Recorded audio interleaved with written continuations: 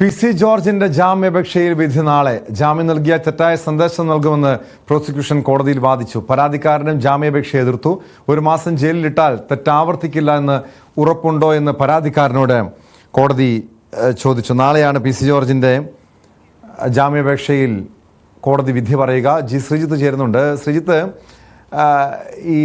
ഈ കേസുമായി ബന്ധപ്പെട്ട് പി.സി. ജോർജിന്റെ ജാമ്യാപേക്ഷയിൽ പ്രതിഭാഗത്തിന്റെയും പ്രോസിക്യൂഷന്റെയും വാദങ്ങൾ എന്തൊക്കെയായിരുന്നു?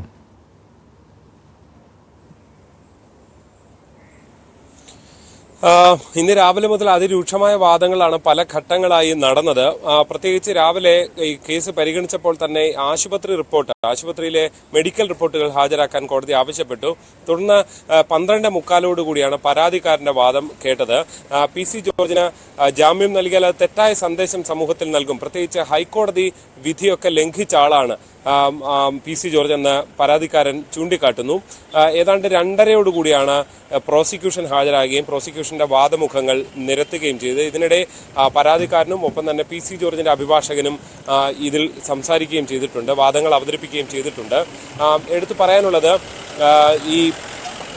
ഇനി അന്വേഷണമുണ്ടോ എന്ന ചോദ്യമാണ് കോടതി പ്രധാനമായും ഉന്നയിച്ചത്. ഈ ഹൈക്കോടതി വിധിയുടെ ലംഘനം, മുൻ കേസുകളുടെ ലംഘനമാണ് നടത്തിയത് എന്ന വാദത്തെ പി.സി. ജോർജിന്റെ അഭിഭാഷകൻ എതിർത്തു. അങ്ങനെ ജാമ്യ വ്യവസ്ഥ ലംഘിച്ചിട്ടുണ്ടെങ്കിൽ അതിന് ഇതുവരെ പി.സി. ജോർജിന് ഒരു നോട്ടീസ് പോലും പോലീസോ മറ്റ് ഭരണ സംവിധാനമോ കോടതി ഒന്നും നൽകിയിട്ടില്ല.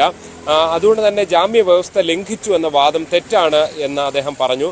വീണ്ടും പലതവണ ഇനി അന്വേഷണമുണ്ടോ എന്ന ചോദ്യമാണ് കോടതി പ്രോസിക്യൂഷനോട് ഉന്നയിച്ചത്.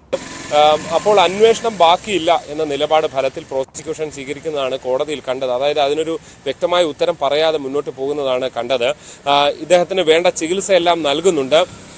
അതായത് ആവശ്യമെങ്കിൽ സ്വകാര്യ ആശുപത്രിയിൽ കൂടി പരിശോധനകൾ നടത്തേണ്ടതുണ്ട് എന്ന് പി.സി. ജോർജിന്റെ അഭിഭാഷകൻ വാദം ഉന്നയിച്ചു. പക്ഷേ ഇപ്പോൾ തന്നെ ഈ മികച്ച ചികിത്സ നൽകിയിട്ടുണ്ട് എന്നായിരുന്നു പ്രോസിക്യൂഷന്റെ വാദം. ഈ കേസിൽ ജയിലിൽ കിടന്നിട്ടില്ല ഈ പ്രതി ഇതുവരെ. ജയിലിൽ കിടക്കണം എന്നതാണ്, ഇത്തരം ആളുകൾ ജയിലിൽ കിടക്കണമെന്നതാണ് ഹൈക്കോടതി ചൂണ്ടിക്കാട്ടിയത് എന്ന് പരാതിക്കാരന്റെ അഭിഭാഷകൻ ചൂണ്ടിക്കാട്ടുകയും ചെയ്തിട്ടുണ്ട്. എന്തായാലും ഇങ്ങനെ വിവിധ തരത്തിലുള്ള വാദങ്ങൾ ഉയർത്തുന്നു. പക്ഷെ അപ്പോഴും ഇനി അന്വേഷണമുണ്ടോ എന്ന ചോദ്യമാണ് കോടതിയുടെ ഭാഗത്ത് നിന്ന് പ്രധാനമായും ഉയർന്നു വന്നത് എന്നുള്ളതാണ്. പ്രത്യേകിച്ച് ഈ കേസിന്റെ അന്വേഷണം ഏതാണ്ട് പൂർത്തിയായതാണ്. പ്രത്യേകിച്ച് മൊഴിയെടുത്തു, ഒപ്പം തന്നെ തെളിവുകൾ ശേഖരിച്ചു. ഈ ചാനലിൽ പോയി ചാനൽ അഭിമുഖം നടത്തിയ അവതാരകന്റെ മൊഴിയെടുത്തു.